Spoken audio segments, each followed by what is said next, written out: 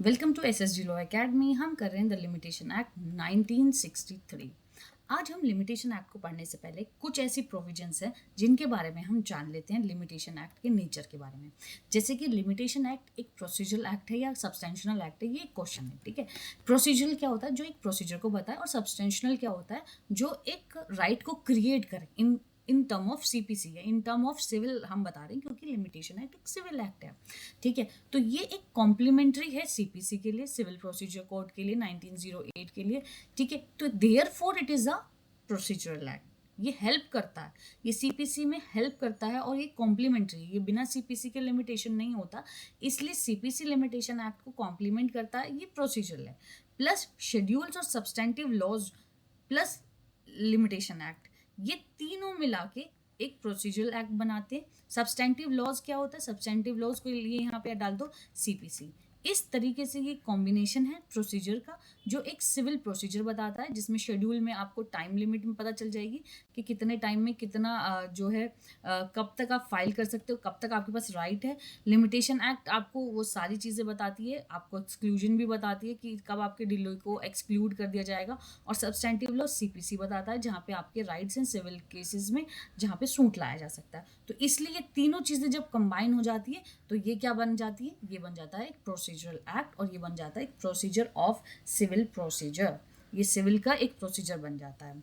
दूसरी पॉइंट जो यहाँ समझने की है वो है कि पीरियड ऑफ लिमिटेशन का मतलब क्या होता है। पीरियड ऑफ लिमिटेशन का मतलब होता है POL, मतलब पीरियड ऑफ लिमिटेशन, और सॉरी बार ऑफ लिमिटेशन का मतलब होता है period of limitation plus prescribe period. ठीक है, अब बार पीरियड ऑफ लिमिटेशन में हम क्या काउंट करेंगे? पीरियड ऑफ लिमिटेशन जो दिया गया है प्लस एक्सक्लूडेड पीरियड। अब ये एक्सक्लूडेड पीरियड कहाँ से कहाँ तक डिफाइन है? ये 4 to 14 डिफाइन है सेक्शंस। ठीक है, ये डिफाइन करते हैं कि किस पीरियड को आप एक्सक्लूड करोगे। ठीक है, उनको एक्सक्लूड वाले पीरियड को ऐड कर लिया आपने, और पीरियड ऑफ लिमिटेशन को, साथ में प्रिस्क्राइब पीरियड जो उसके बारे में प्रिस्क्राइब किया गया है। जब ये दोनों कंबाइन हो जाएंगे तो ये बन जाएगा बार ऑफ लिमिटेशन। ठीक है, इस तरीके से इस इक्वेशन के साथ हम बार ऑफ लिमिटेशन काउंट करते हैं। तीसरा पॉइंट है कि सूट क्या होता है, क्योंकि ये सिविल लॉ है तो सूट जाना जरूरी। ये एक इनिशिएटेड प्रोसीडिंग है।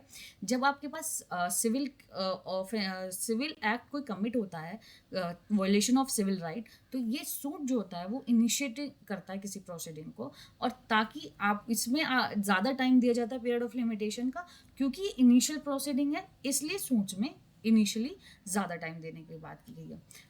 फोर्थ है अपील और एप्लीकेशन। जैसे अपील और एप्लीकेशन क्या होता है? ये फाइल किया जाता है during the continuation of proceeding के दौरान।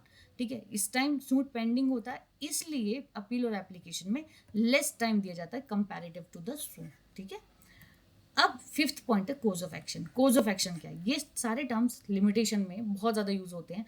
अगर लिमिटेशन एक्ट करना है तो पहले ये इन वर्ड्स को हम जान लेते हैं, ताकि आने वाले लिमिटेशन एक्ट में हमें प्रॉब्लम ना हो। कोज ऑफ एक्शन का मतलब होता है लीगल राइट का वॉयलेशन होना।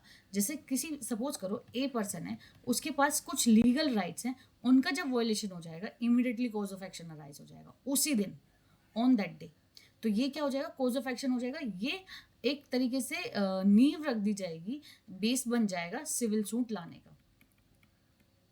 ठीक है, इसलिए कॉज ऑफ एक्शन होता है। सिक्स्थ है period of limitation. Plea of limitation sorry, हमेशा प्लेंटिफ लाएगा, डिफेंडेंट नहीं लाएगा, क्योंकि यहाँ पे जो प्लेंटिफ है ना, वो टाइम पीरियड के अंदर अंदर सूट फाइल करे, और फिर उसके बाद डिफेंडेंट क्या कहेगा कोर्ट से? डिफेंडेंट कहेगा कि सर ये तो लिमिटेशन का पीरियड खत्म हो गया और ये तब आया है। तो इसलिए यहाँ पे प्ली ऑफ लिमिटेशन हमेशा प्लेंटिफ लाएगा, नॉट डिफेंडेंट नहीं लाएगा। तो ये कुछ ऐसे टर्म्स थे लिमिटेशन एक्ट को जानने के लिए जो बहुत ज़्यादा ज़रूरी हैं इस एक्ट को समझने के लिए। Thank you.